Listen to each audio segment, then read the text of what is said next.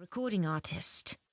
Famous for breakup songs like You Fat Shamed Me on Facebook, Hudson was a pop star of such magnitude she could bring governments down with a single tweet. Not that she had ever troubled to.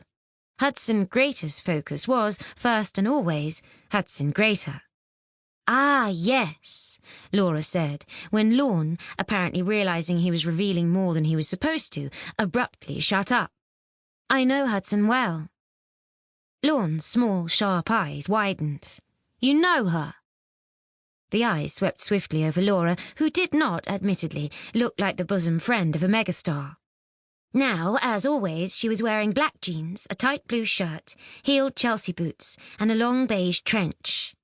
Her long black hair had not been brushed since lunchtime, and her sole nod to makeup was red lipstick and a flick of eyeliner. This had been Laura's unvarying look since she'd first come to London some years ago. She had been surprised and relieved to find that her personal style, arrived at in Paris entirely through lack of money, was considered in the British capital the height of Gallic chic. People even thought her hair, whose fringe she cut with kitchen scissors, was the work of a top stylist. "She used to go out with a friend of mine," Laura told Lorne. It was nothing less than the truth. Laura had met Hudson Greater during the Three Weddings story. At the time, the singer had been dating Laura's friend, Casper, a resting actor who, following an unexpected sequence of events, had become the latest James Bond. His predecessor as Bond, who Hudson had also dated, was an actor called Orlando Cheese. Together, they had been known as Cheese Grater. Lorne gasped. "Not Dominic Clutterbox." Hudson had a weakness for posh English actors, and Clutterbox was the latest. The relationship had, as they always did, ended acrimoniously.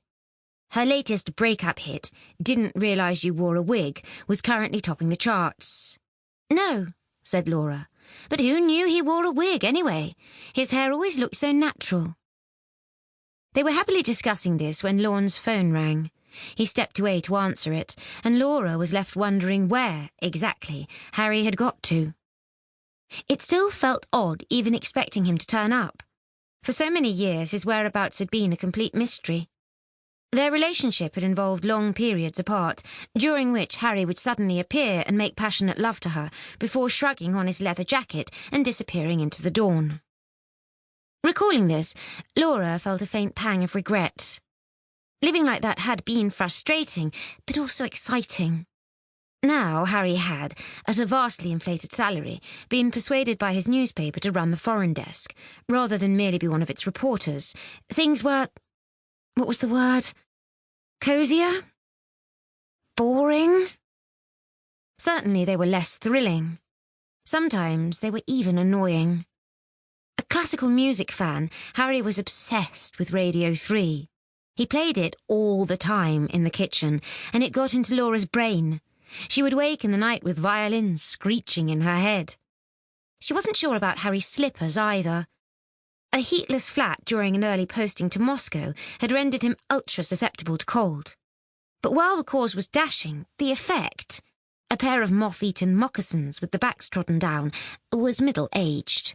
And Harry turned up Laura's radiators to such an extent she sometimes stood outside the door to cool down. "In what sense is this a riverside development?" Laura asked Lorne when he had finished his call. He was looking sharp and impatient again. Their brief moment of connection over Dominic Clutterbox's hair was evidently over.